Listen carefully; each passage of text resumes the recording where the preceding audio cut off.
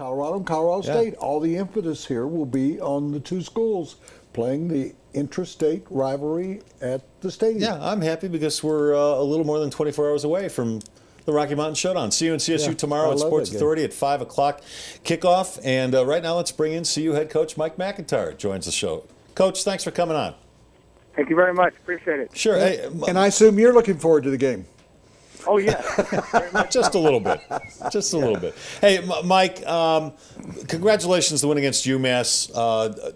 Something you guys needed pretty badly. It had been a while.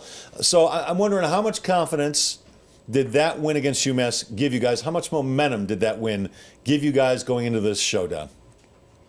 Well, you know, our first game, we just shot ourselves in the foot, and that was very, very disappointing. And seeing the young man, because I believe in this team, and I think we've got a good football team, and for them to come out and do what they did against UMass was good, because UMass went right down the wire last year.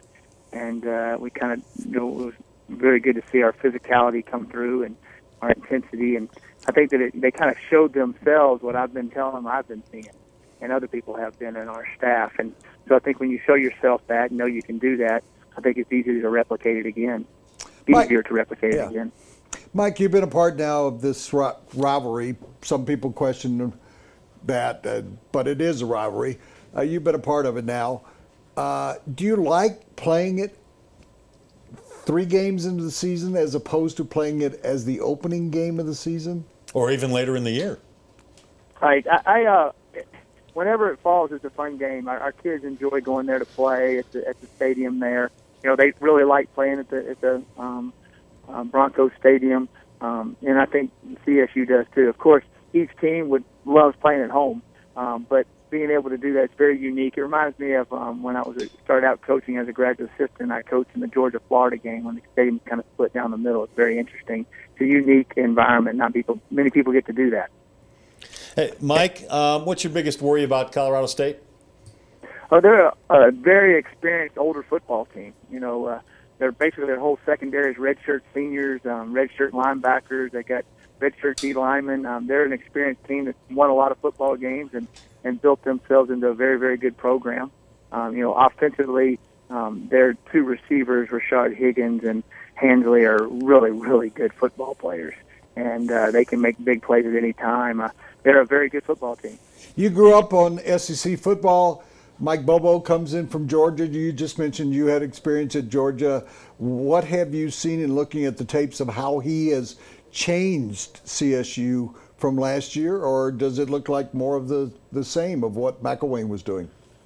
Well, I think it's similar.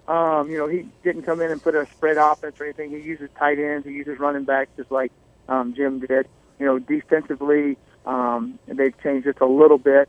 But you know, Mike's a good coach. He had done an excellent job there at the University of Georgia for a long time as their offensive coordinator, and grew up a coach's son like myself, and so it's in his blood. I think he's doing a good job there, and he's got a very good, experienced football team.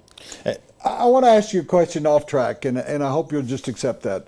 I really like Jim McElwain, and you know what he went through, and I assume at some point you've seen. As a coach, is it imperative for you to retain control of your emotions during the course of the game, and how difficult is that for a coach? Well, it's kind of a two-edged sword in a way. You know, if you stand over there stoic on the sideline, people say you don't have any emotion, your team won't play with emotion. If you're too emotional, they say that you're too emotional.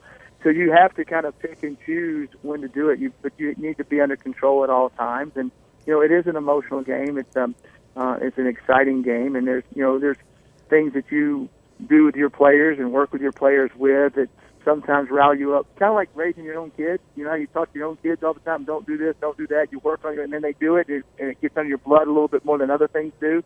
I think it's the same thing. You're trying to raise young men and trying to help them grow and do the right things. And you know, it's an emotional game, and it's hard at times to do that. How difficult is it when you're talking to the team before the season starts or during the week leading up to a game to get them to control their emotions and not emulate NFL players? Because young people emulate either NBA players or or Right. in this case, NFL players. I mean, how much concentration do you really put into that with your players? Well, you talk to them about all the different situations because our rules are different. You know, there's certain things they can't do that will get you penalties, that will get you thrown out of the game, that will hurt your team. You know, if our guys do any type of celebration before they get to an end zone, it's not a touchdown, and so they'll penalize you. I mean, those are huge plays. So we demonstrate them, we show them video of it. I even demonstrate on the field, doing different things, and it's an interesting dynamic when they see different things on television when they can't do it themselves on the field of play. One of the reasons I'm bringing that up is there have been over the years some incidents. I was tear gassed at the stadium, at the previous Broncos stadium, in the aftermath of a CSU-CU game. Is it even more important in a game that has so many in-state players to have the players play with a level keel, I guess I would say? Yeah, I think yes, it is. I think there's a little bit more hype for the game. The young men feel that. The stadium being the way it is, where there's, you're not the visitor, and you're not really the home team. It's kind of interesting. So you have to be able to control your emotions. And a lot of these guys know each other. They see each other from time to time.